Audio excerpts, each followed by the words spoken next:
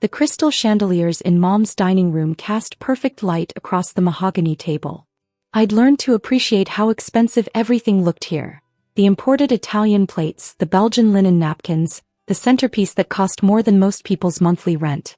My sister Rachel had insisted on this family dinner, though I suspected it was really about showing off her engagement to the investment banker sitting beside her. So Emma, Rachel's fiancé Devon began cutting his wagyu beef with surgical precision. Rachel mentioned you're still doing the art thing? I took a small bite of asparagus. I paint, yes.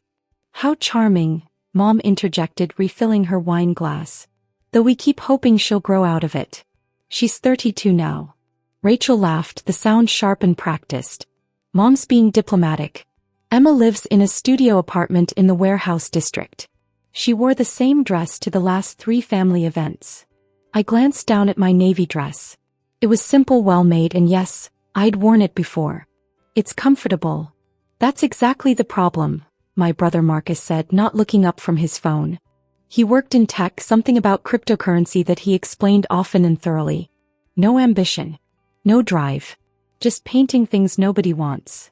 Devon's expression shifted to something between pity and discomfort. Well, the arts are important for culture and things. She's never sold a single piece, Mom said, as if I wasn't sitting 3 feet away. Not one. 32 years old, and she's never earned a real paycheck. I set down my fork gently. The salmon on my plate had probably cost $80. I could have bought canvas and paints for a week with that money. I've sold pieces. To who? Rachel demanded. Your art school friends who also can't pay rent? Various collectors. Marcus finally looked up from his phone. Collectors. Right. Is that what we're calling the people who buy stuff at garage sales now? I'm just saying, Mom continued, her voice taking on that particular tone she used when she wanted to sound reasonable while saying something cruel. At some point you need to accept reality. Your father and I paid for 4 years at an excellent university. You could have studied business, law, medicine. Instead you chose art, and look where it got you. She can't even afford a car, Rachel added, gesturing with her wine glass. She takes the bus everywhere. Can you imagine? The bus. Devon shifted uncomfortably. Public transportation is actually very efficient in this city. Rachel touched his arm. You're sweet, but no. It's embarrassing. Emma, you could work at Dad's firm. Receptionist, maybe? At least you'd have health insurance. I have health insurance. Through the government exchange, Mom said, making it sound like a disease. Because you qualify as low income. Do you understand how that reflects on this family? I took a sip of water. The ice clinked against the crystal glass. Baccarat, probably. Mom only used the best for family dinners, especially when Rachel brought Devon around. She showed up to my engagement party in an Uber, Rachel said to Devon, as if sharing a scandalous secret. Not even Uber Black. Regular Uber. I don't own a car, I said evenly. Exactly. Marcus jumped in. Because you can't afford one. You're living paycheck to paycheck. Oh wait, what paycheck? You're living off whatever random people give you for paintings they probably use to cover wall stains. Mom sighed, long and theatrical. We had such hopes for you, Emma. You were so bright in school. Remember when you won that essay contest in 10th grade? We thought you'd be a writer or a professor. Something respectable. Instead she paints, Rachel said, shaking her head. Pictures of random things. Landscapes. Portraits. Nothing even original. Actually, I started. And don't get me started on her studio, Mom interrupted. I visited once. The building should be condemned. Concrete floors, exposed pipes, no proper heating. She has a hot plate for cooking, for heaven's sake. It has character, I said quietly. It has roaches, Mom corrected. I saw 3 of them. 3. In broad daylight. Devon was looking increasingly uncomfortable, his fork hovering between his plate and his mouth. Well, I'm sure Emma's doing what makes her happy, and isn't that what? Happy doesn't pay bills, Marcus interrupted. Happy doesn't build equity. Happy doesn't prepare for retirement. You know what she has in her 401k? Nothing. 0. I checked. I blinked. You checked my retirement account? Mom gave me access, he said dismissively. Someone needs to monitor the family's financial health. Your liability, Emma. A 32-year-old liability with paint under her fingernails and delusions about making it as an artist. Rachel leaned forward, her engagement ring catching the light. 3 carats, she'd mentioned. Several times. It's just sad, honestly. Devon's sister is a doctor. His brother's a partner at a consulting firm. And then there's you, the failed artist who can't even afford to frame her own work. I frame my pieces, I said. With what, popsicle sticks? Marcus laughed at his own joke. Mom reached over and patted my hand, her expression dripping with synthetic sympathy. Sweetheart, we're not trying to hurt you. We're trying to help. You need to face facts. You're not going to make it as an artist. It's time to get a real job, something stable. Maybe meet a nice man with a career, settle down. Devon, doesn't your firm have openings for administrative assistants? I'd have to check. Devon said, clearly wishing he were anywhere else. See? Opportunities, Mom said brightly. You could work in a proper office where professional clothes contribute to society. Isn't that better than languishing in that terrible studio pretending you're the next Picasso? I never compared myself to Picasso. Because you couldn't, Rachel said. Picasso was successful. Picasso sold paintings. Picasso didn't live in a converted warehouse with questionable wiring and take the bus to buy ramen noodles. I took another bite of asparagus. It was perfectly seasoned, probably prepared by the chef Mom hired for these dinners. She'd stopped cooking herself years ago once Dad's hedge fund really took off. You know what I think? Marcus set down his phone with emphasis. I think you're being selfish. Mom and Dad invested in your education, in your life, and you've given them nothing in return except embarrassment. Do you know what it's like for Mom at her country club? How are your children? Oh, Rachel's marrying an investment banker, Marcus works in tech, and Emma? Well, Emma paints. We tell people you're still finding yourself, Mom said sadly. At 32. Still finding yourself. Most people have found themselves by 25, Rachel added. But not Emma. Emma needs more time to discover that she has no marketable skills and no prospects. Devon cleared his throat. Rachel, maybe. No, she needs to hear this, Rachel insisted. We're family. If we don't tell her the truth, who will? Emma, you're wasting your life. You have nothing. You've accomplished nothing. You're going nowhere. I'm content with my work, I said. Content, Mom repeated, making the word sound poisonous. Content with failure. Content with poverty. Content with being a disappointment. Do you even have any paintings in galleries? Marcus demanded. Real galleries, not some coffee shop that lets anyone hang their stuff? I've shown in galleries. Which ones? I took a sip of water. Exactly, he said triumphantly. She can't even name them because they don't exist. Or they're so small and pathetic they're not worth mentioning. Rachel turned to Devon with an apologetic smile. I'm sorry you have to see this. Emma brings down every family gathering. She just sits there in her cheap dress, eating our food, contributing nothing to the conversation except vague claims about her art career. She lives in a fantasy world, Mom agreed. Always has. Even as a child, she was drawing instead of studying, painting instead of networking. We tried to guide her, but she was stubborn. Delusional, Marcus corrected. The word is delusional. She thinks she's going to wake up one day and magically be successful without putting in any real work. I work every day, I said quietly. Painting isn't work, Rachel snapped. Work is what Devon does, managing millions in investments. Work is what Marcus does, developing actual technology. Work is what I do, running marketing campaigns for Fortune 500 companies. What you do is a hobby that you've convinced yourself is a career. The servers came to clear our plates. They moved silently, efficiently, probably grateful they didn't have to participate in the conversation. I wondered if they recognized the cruelty in how my family spoke, or if they'd simply learned to tune out wealthy people's dinner conversations. Dessert will be ready in a moment, Mom announced. I had the chef prepare creme brulee. Emma, you'll love it, though I suppose you never get to eat things like this in your apartment. I cook for myself. On a hot plate, Marcus said. Like a college student. A 32-year-old college student who never graduated into real life. Devon's phone buzzed. He glanced at it, then set it face down on the table. The markets are interesting today. Always, Marcus agreed, grateful for a topic change. I've been watching several stocks that could triple by year-end. Emma wouldn't understand, of course. She thinks money grows on trees or whatever artists believe. I understand economics, I said. Rachel laughed. You understand how to not have any money. That's different from understanding economics. She probably doesn't even know what a stock portfolio is, Mom said. Or compound interest, Marcus added. Or equity, Rachel continued. Devon shifted again. Should we maybe talk about something else? Mom finished. You're right. Emma's failures are rather depressing dinner conversation. Let's discuss the wedding instead. Rachel, have you finalized the venue? The grand ballroom at the waterfront, Rachel said, her whole demeanor brightening. 800 guests, full orchestra, imported flowers from Ecuador. Sounds beautiful, I offered. You'll be invited, of course, Rachel said in a tone that suggested this was a great generosity. Though please try to wear something appropriate. Maybe Devon can loan you money for a new dress? As a gift. That's not necessary, I said. It really is, Mom insisted. You can't wear navy blue again.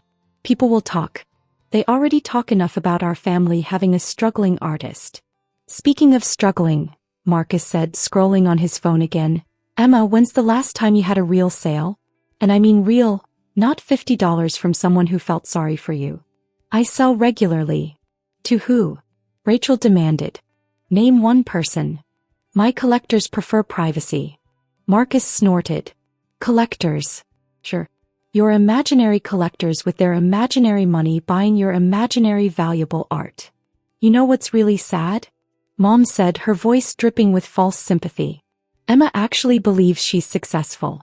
She actually thinks she's accomplishing something in that awful studio, painting away her life. It's almost sweet in a tragic sort of way. It's pathetic, Rachel corrected. Let's call it what it is. Pathetic. The servers returned with the crème brûlée, placing the ramekins carefully in front of each person.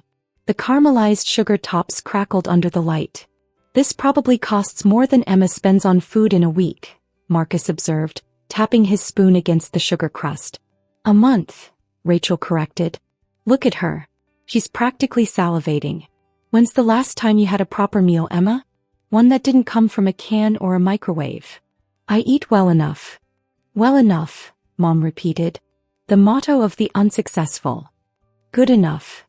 Well enough. Never excellent. Never exceptional. Just enough. Devon's phone buzzed again.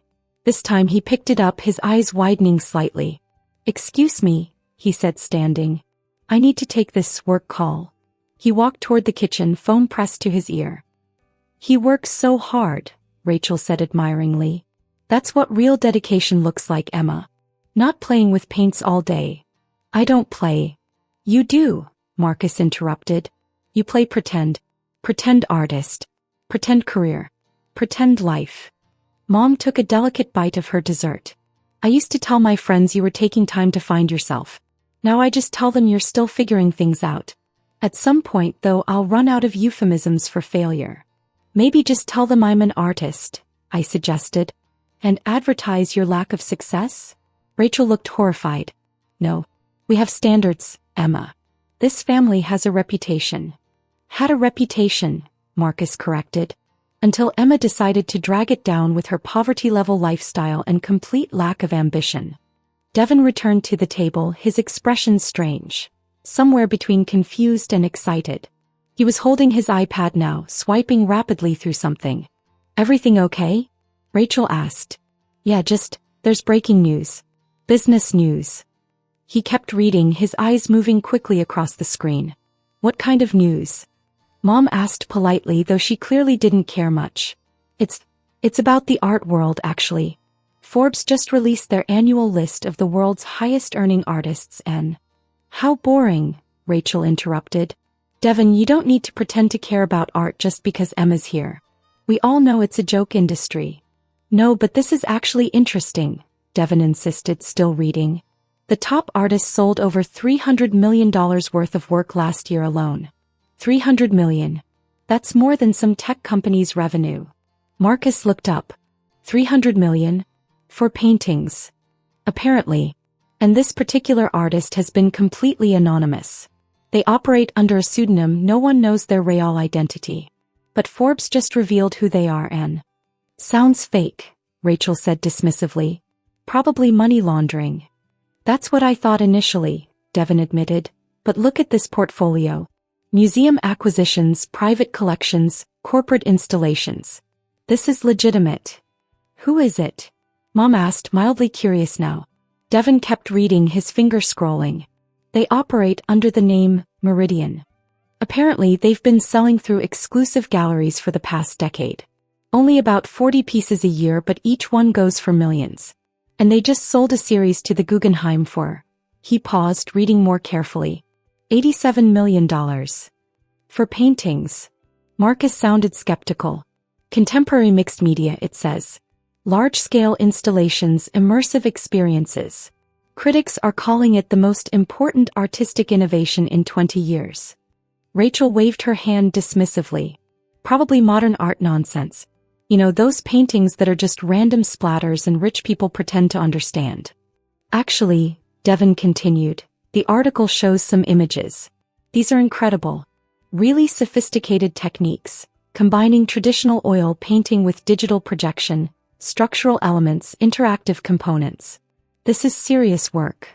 I took a small bite of creme brulee. Well, good for them, Mom said. But that's the exception, not the rule. For every one artist who succeeds, there are thousands who fail. Like Emma. Exactly, Rachel agreed. Emma's been painting for years and has nothing to show for it. This Meridian person is probably classically trained from some elite European academy, with family connections and... Actually, Devon interrupted, still reading. Forbes says Meridian attended a state university. Mid-tier art program. No family connections to the art world. Started selling from a small studio in an industrial district. The table went quiet for a moment. Lucky break then, Marcus said firmly. Right place, right time. Probably knew someone. The article specifically addresses that, Devon said, his voice taking on an odd quality. Says Meridian built their career systematically. Started with smaller galleries, built a reputation through quality and consistency, gradually increased prices as demand grew. Very strategic approach. Where does this person live? Mom asked. Devon scrolled. Doesn't say exactly. Just mentions they maintain a private studio in an undisclosed location and avoid all publicity. No interviews, no public appearances. The work speaks for itself, apparently. Pretentious, Rachel declared. Typical artist ego. Or smart, Devon countered. The mystery adds value. Every collector wants to own a piece by the anonymous genius. It's brilliant marketing, actually. Marcus grabbed the iPad from Devon's hands. Let me see this. I want to know what kind of paintings sell for millions. He started scrolling through images, his expression shifting from skepticism to something else. Maybe surprise, maybe recognition. He zoomed in on one particular image, then another. What? Rachel demanded. What's that face? These paintings, Marcus said slowly. These techniques. I've seen. No, that's impossible. What's impossible? Mom leaned over to look. Marcus held up the iPad, showing a Forbes photograph of one of Meridian's pieces. A massive canvas combining oil painting with subtle metallic elements, creating depth and movement. The caption read, Meridian's signature style. Classical technique meeting contemporary innovation. Emma, Marcus said, his voice strange. Emma, this painting. This specific technique with the metallic layering.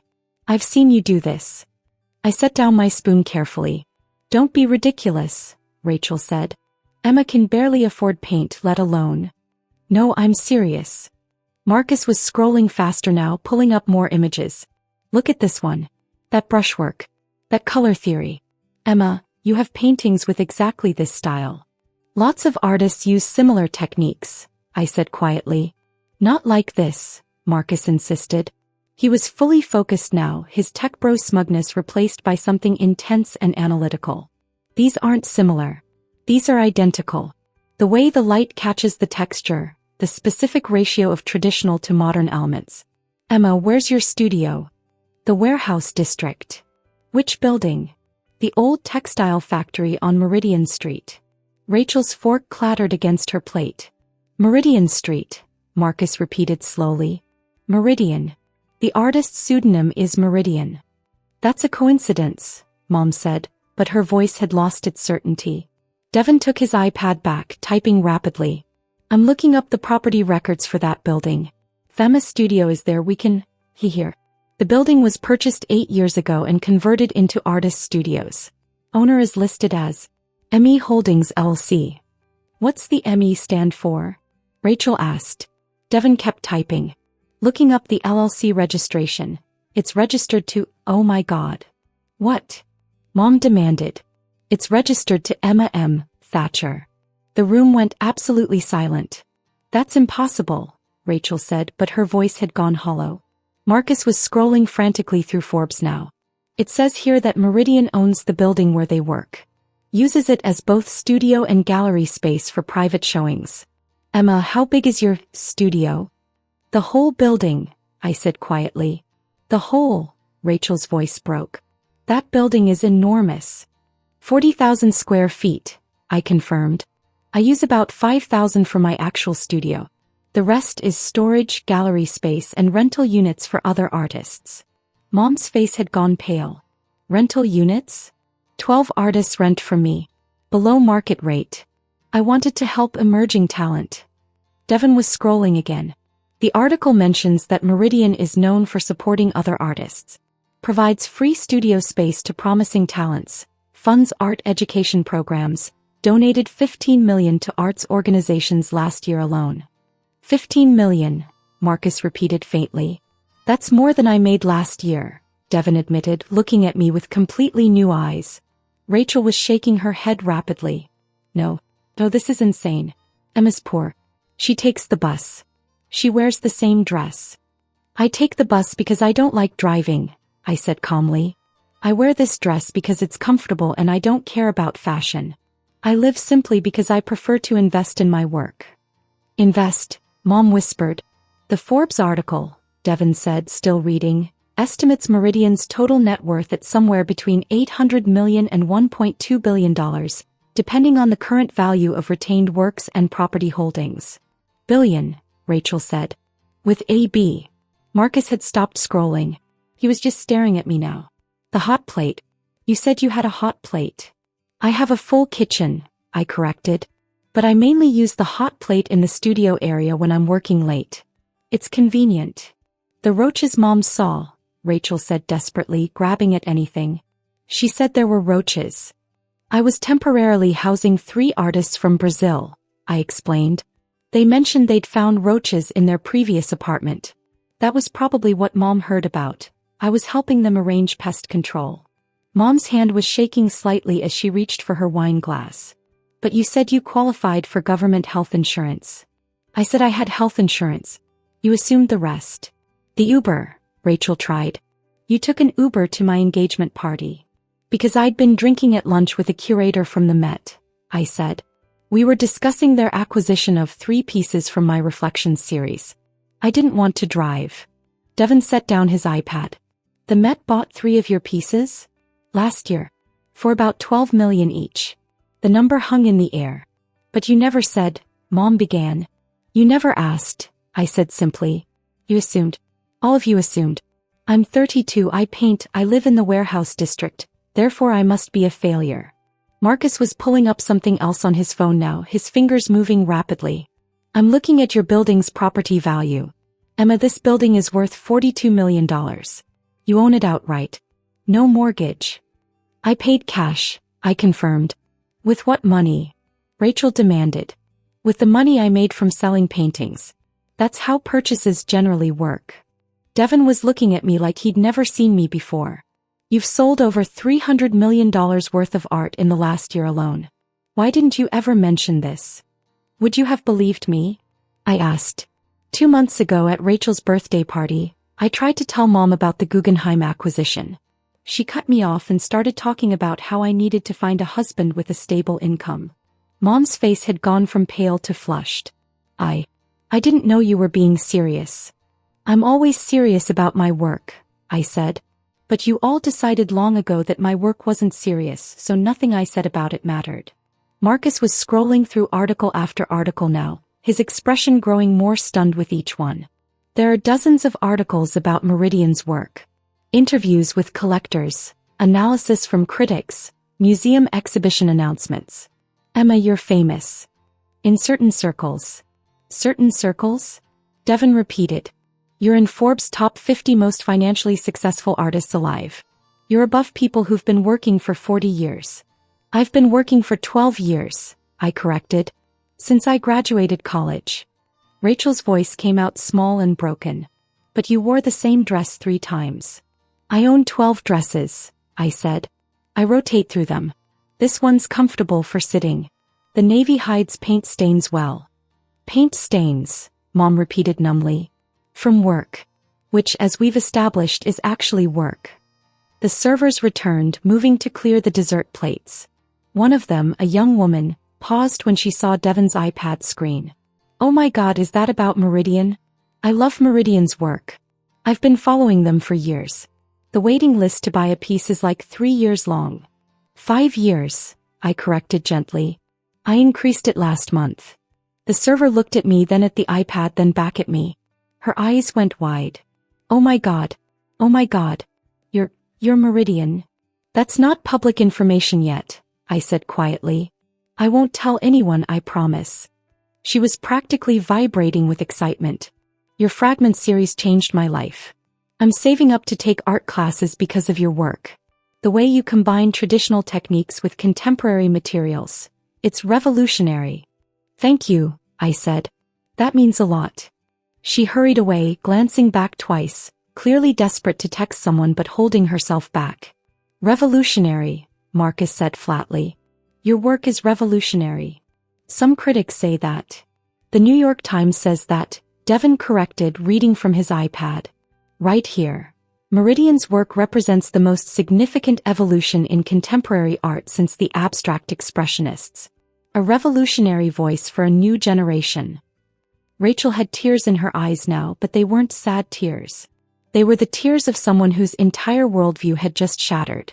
You sat there and let us call you a failure.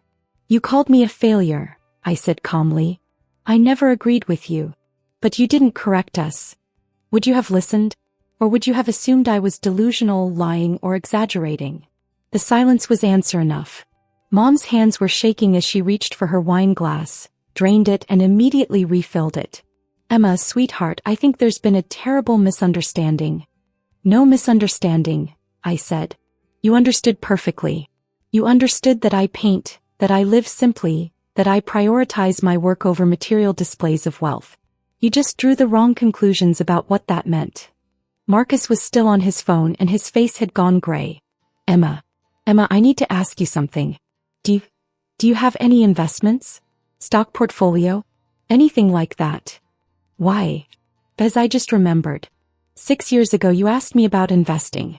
You said you had some money saved and wanted advice. I told you to just put it in a basic index fund because you probably didn't have enough to make real investments worthwhile. I remember. How much money did you have saved? At that point, about 20 million. Marcus dropped his phone. It clattered on the table face up, showing a Forbes article titled Meridian, the anonymous billionaire artist who changed contemporary art forever. 20 million, he repeated. And I told you to put it in an index fund. I did actually. About 5 million of it. The rest I invested in real estate and art acquisitions. Some I donated. The index fund has done quite well though. Devon was reading rapidly. According to this, you own 3 other properties besides your studio building. A warehouse in Brooklyn, a converted church in Portland, and a... Emma, do you own an entire block in downtown Chicago? Just the old factory buildings. 6 structures. I'm converting them into affordable studio spaces for artists. The estimated value of those properties combined is... Devon paused, calculating. Emma, you have over 200 million in real estate alone. It's an investment, I said simply. Real estate in arts districts tends to appreciate, and I get to support the arts community at the same time. Rachel was crying openly now. I called you poor. I called you a failure. I said you waste your time. You did. Emma, I'm so sorry I didn't. You didn't know, I finished. But you also didn't ask. You didn't care enough to ask. You just assumed and decided and judged. Mom was gripping the edge of the table. Sweetheart, we can fix this. We can start over. You can come to the country club, meet my friends.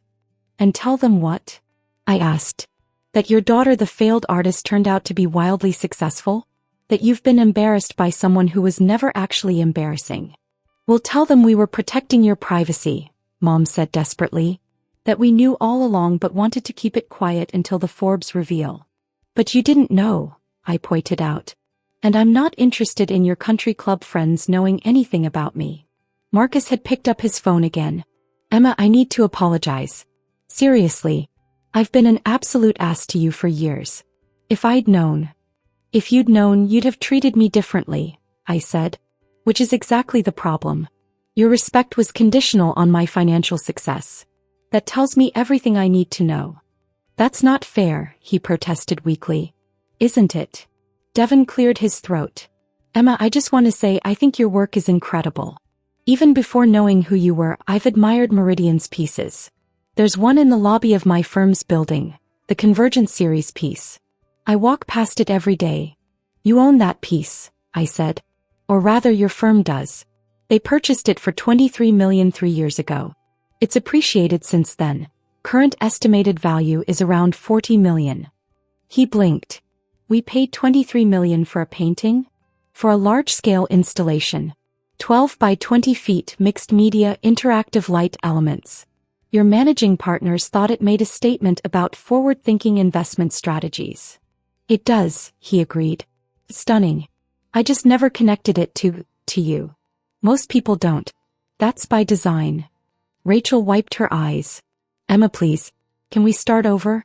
I know I've been horrible, but we're family. You're my sister. I want you at my wedding, really at my wedding, not just invited out of obligation. I am your sister, I agreed. But starting over means you'd have to actually respect me regardless of my income. Can you do that? Rachel opened her mouth, then closed it. I thought so, I said softly. Mom was pulling out her phone now, typing frantically. I need to call Barbara. And Christine. They're going to die when they find out. No. She looked up, startled. What? You're not telling anyone, I said firmly. My identity as Meridian was revealed by Forbes, yes, but I haven't confirmed it publicly and I don't intend to. If you start spreading it around your country club, you'll damage my carefully maintained privacy. And if that happens, I'll make it very clear to everyone that my family has spent years dismissing and belittling my career. You wouldn't, Mom whispered. I would. Forbes already asked if I wanted to comment on my family's reaction to my success. I declined. But if you force my hand, I'll give them an interview. Marcus looked sick. Emma, that would destroy Mom's social standing. Yes, I agreed. It would. So I suggest you all learn to keep this information private, respect my wishes, and maybe, just maybe, consider that someone's worth isn't determined by how much they're willing to advertise their success. The dining room had gone silent except for the quiet sound of Devon scrolling through more articles. There's something else, he said quietly. The Forbes article mentions that Meridian is planning a retrospective exhibition at the Museum of Modern Art. Opening in 3 months. It says tickets sold out in 45 minutes. 42 minutes, I corrected. And there's going to be a reveal event, where you publicly confirm your identity as Meridian, speak about your process, maybe show your studio. That's the plan. Rachel's voice was very small.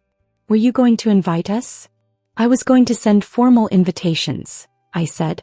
Like everyone else on the guest list. Whether you deserved personal invitations was something I was still deciding. And now? Mom asked desperately. I looked around the table, at Mom's desperate expression, Rachel's tears, Marcus's gray face, Devon's careful neutrality. Now I think you understand what you've spent years not understanding. The question is whether you learned anything from it. Marcus set down his phone carefully. Emma, I'm sorry. Really, genuinely sorry. Not because you're successful, but because I should have respected your choices regardless. You were pursuing what you loved and I mocked you for it. That was wrong. Yes, I agreed. It was. Can I ask, he hesitated. Can I ask why you never told us? Just said, I'm Meridian, here's proof, stop treating me like this. Because I wanted to see who you really were, I said simply. When you thought I had nothing, you showed me exactly how you valued family versus status. Now I know. Mom was crying now, quiet tears running down her carefully made-up face. Emma, I'm your mother. I love you. Do you? I asked.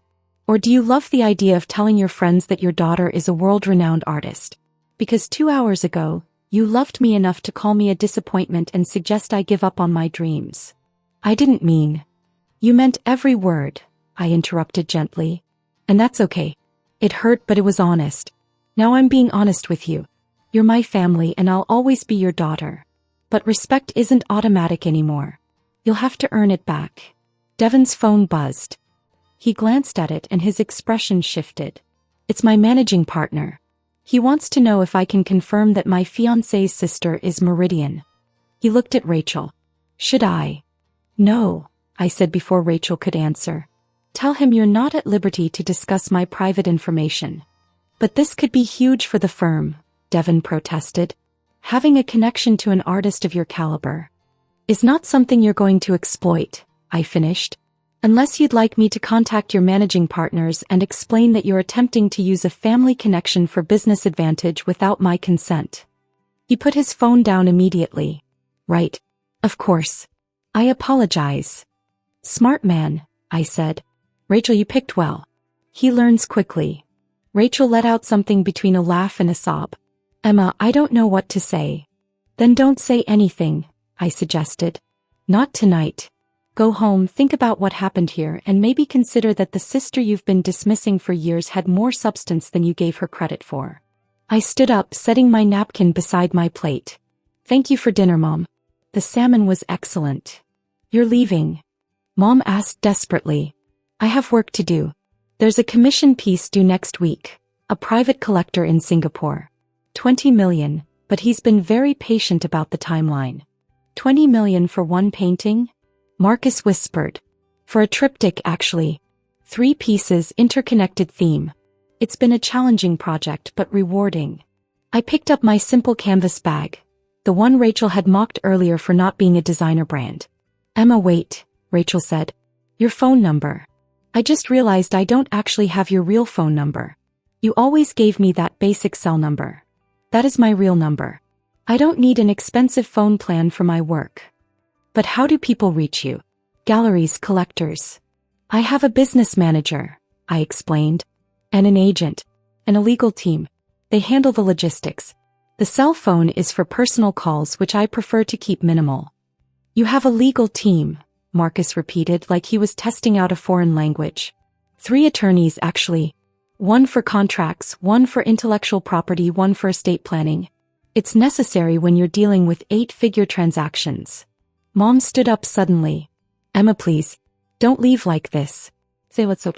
Really talk. About what? I asked gently. About how you're sorry now that you know I'm successful. About how you want to be part of my life now that it might benefit you socially. Those aren't conversations I'm interested in having. Then what do you want? Rachel asked desperately. I considered the question. I want you to think about who I was 2 hours ago when you thought I was a failure. I want you to ask yourself if that person, the one you thought couldn't afford rent and wasted time on paintings, deserved the way you treated her. And if the answer is no, then maybe work on becoming people who wouldn't treat anyone that way, regardless of their bank account. That's not fair, Mom protested. We thought. You thought I was poor, so you treated me with contempt, I said. That says everything about your values. Fix your values, then we can talk about fixing our relationship. I walked toward the door, then paused. Oh, and Rachel, about the wedding. I'll send a gift. A painting, probably. One of my earlier pieces from before I was successful. Something from when I was just a failed artist wasting time. I think it'll be a good reminder. Emma, no, I want you there, please. I'll think about it, I said. I'll send my RSVP with the gift. Whether I attend depends on whether I believe you've actually learned anything from tonight. Devon spoke up quietly. For what it's worth, Emma, I think your work is brilliant. And I think the way you've handled tonight shows more class than most people would have managed. Thank you, Devon. Take care of my sister. And maybe teach her that a person's worth isn't measured by their wealth. I left then, walking out into the cool evening air. My phone buzzed. My business manager asking about the Forbes reveal and whether I needed her to handle any press requests. I texted back that I was fine, everything was under control. Behind me, through the still open door, I could hear the sounds of my family's world restructuring itself. Voices raised in desperate discussion, phones being picked up and put down, the clatter of someone's chair being pushed back too hard. I walked to the bus stop, pulled out my basic cell phone and checked my messages. A curator from the Louvre wanted to discuss a possible acquisition. A gallery in Tokyo was requesting 3 pieces for their spring exhibition. My business manager needed me to review contracts for the MoMA retrospective. The bus pulled up and I got on. The driver nodded at me. We'd developed a friendly routine over the years. I sat in my usual seat watching the city lights blur past. In my bag my phone buzzed again. A text from Marcus. Emma, please. We need to talk. Really talk. Not about money or success. About family. I didn't respond. Not yet. Maybe not ever. The bus rumbled on, carrying me back to my studio. My 40,000 square foot studio in the building I owned, where I'd painted pieces that hung in museums around the world, where I'd built a career my family had never bothered to understand. I smiled slightly, looking out the window at the city I'd conquered while they thought I was failing. Sometimes the best revenge is simply being yourself, and letting people's assumptions crumble under the weight of their own ignorance. And sometimes, just sometimes, that's enough.